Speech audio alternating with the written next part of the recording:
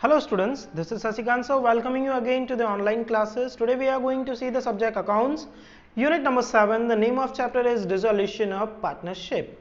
Okay, so without wasting any further time, let's begin.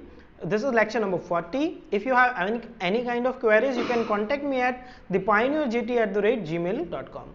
So we are at the realisation account और पिछले 3 lecture से मैं आपको realisation account explain करता रहा हूँ. I have already explain to you the blank format as well as the entries, how to draft entries of it.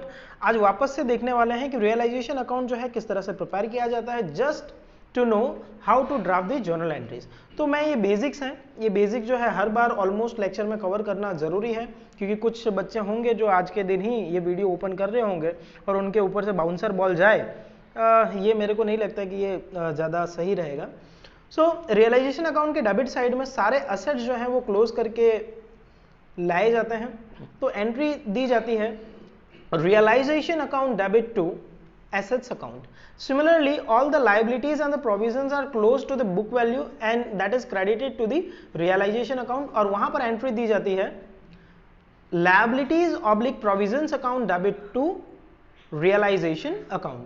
और जब असेट्स सेल किए जाते हैं तो उसकी क्रॉस इफेक्ट दी जाती है, मतलब तब एंट्री होती है cash account debit to realisation account. और जब लायबिलिटी पे किया जाता है तब एंट्री होती है realisation account debit to cash account.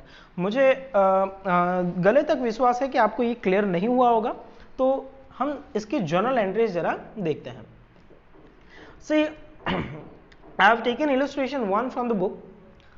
Pass necessary journal entries for the following transaction. आप देखिए डिसोल्यूशन के टाइम पे लैनन building was ₹1 lakh, investment was ₹50,000, are closed in the balance sheet, disclosed in the balance sheet at the time of dissolution. अब ये जो है लैनन building and the investment are given in balance sheet. तो जो असेट्स आपको दिए हुए हों उसका हम क्या करते हैं, तो याद रखो line, all assets are closed and transfer to debit side of realisation account. तो एंट्री क्या होगी, तो इसकी एंट्री होगी realisation account debit, realisation account debit to Lennon building account and to investment account. So hopefully you are getting the first entry. And then आगे लिखा हुआ है 80,000 and 60,000 respectively realized, है ना. उनके बेचने से कितना पैसा मिला, तो लेनन बिल्डिंग को बेचने से 80,000 मिला और इन्वेस्टमेंट को सेल करने से 60,000 मिला. So total how much we got, 80,000 plus 60,000, we got 1,40,000, है ना. तो इसकी एंट्री अलग से होगी. अब ध्यान से देखो इसकी जर्नल एंट्री कैसे की जाती है. लाइक सी मैंने कहा कि लेनन बिल्डिंग और इन्वेस्टमेंट हम क्लोज करके कहाँ ले जाते हैं, तो debit side of realisation account. तो एंट्री हुई रियलाइजेशन अकाउंट डेबिट टू लेनन building account and to investment account. Hopefully this is clear to you. Okay.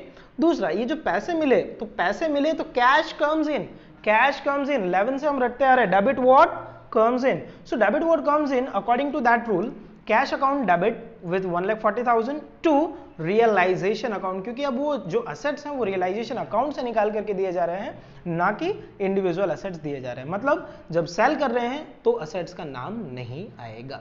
Okay. So hopefully you are getting my point. Let's see the second entry of it. So cash account debit to realization account 1,40,000 and 1,40,000 respectively. So hopefully you are clear with the first entry. Let's see the second one. At the time of dissolution, total assets of the firm are 4 lakh rupees. Total assets are 4 lakh rupees. Out of that 40% are current asset. How much are the current assets? So 40% are the current asset, है ना. तो ये 4 लाख है, इस तरह से लिखो 4 lakh rupees, उसमें से 40%, सो ये हो गया 40%. कैलकुलेटर लो, 4 लाख टाइप करो इनटू 40% करो. So if you are doing the 40% it would be 1,60,000. Okay. When the cash included is 20,000, तो करंट असेट में कैश कितना है 20,000, तो कैश माइनस कर दो, बचा कितना, सो बचा 1,40,000. इसके बाद 120, अच्छा ये तो 40% हुए करंट असेट, तो बचा हुआ 60% क्या होगा, वो होगा हमारा फिक्स असेट। तो 4 लाख का 60% कितना होता है, तो 4 लाख का 60% होता है 2,40,000। So 2,40,000 would be the fix asset. अब देखिए आगे रेड करिए, क्या लिखा, 120% of fix asset are realized. So 2,40,000 का 120% करोगे, let me change the colour ना। So 2,40,000 into 120%, it is 2,88,000. So how much you have realized from the fixed asset? So you realized 2,88,000 from the sale of fixed asset and 80% realized from the current asset. So 80%. So current assets are 1,40,000 net current asset after deducting the cash balance. So 1,40,000 into 80%, 1,40,000 into 80%, that is 1,12,000. So how much totally you got? So 1,12,000 from the sale of current asset and 2,88,000 from the sale of fixed asset.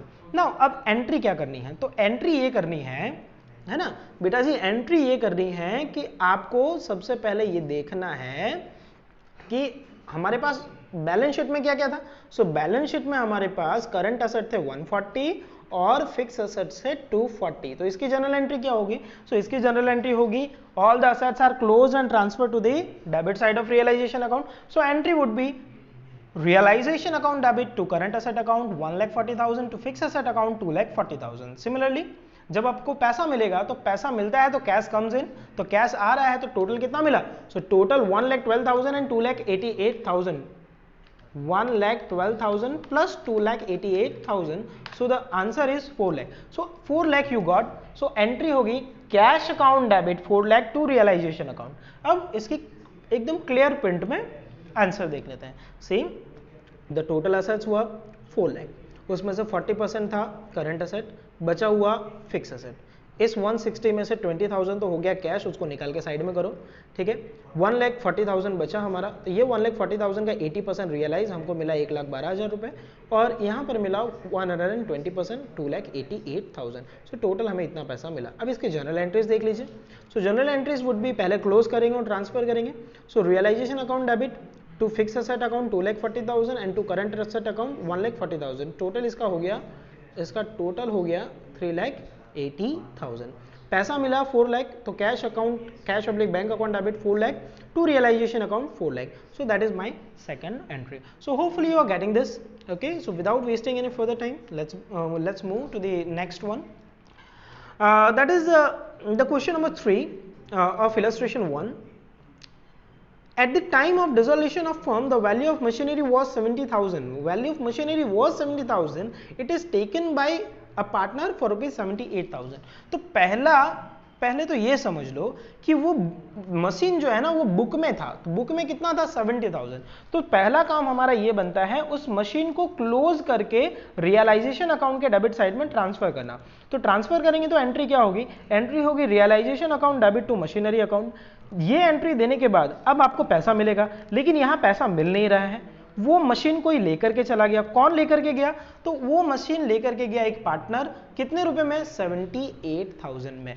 तो जब कोई partner asset लेके जाता है तो हम partner का capital account करेंगे डेबिट। सो partners capital account debit bye partner, नाम क्या है, नाम दिया है, नहीं नाम नहीं दिया है, तो partners capital account debit 78,000 to realisation account. Okay, so ये एंट्री मेरे ख्याल से पहला वाला तो आपको समझ में आ गया होगा कि पहले हम क्लोज करके ट्रांसफर करेंगे, तो realisation account debit to machinery account 70,000 and 70,000।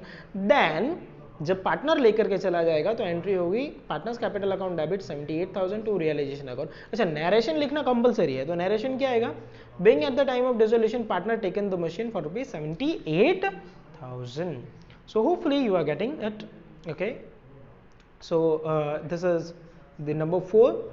If you see the number 4, आज के लिए लगभग ऑलमोस्ट ये number 4 would be the last. फिर नेक्स्ट लेक्चर में हम देखेंगे कि आगे का इसका जो पोर्शन बचा हुआ है वो नेक्स्ट लेक्चर में देखेंगे।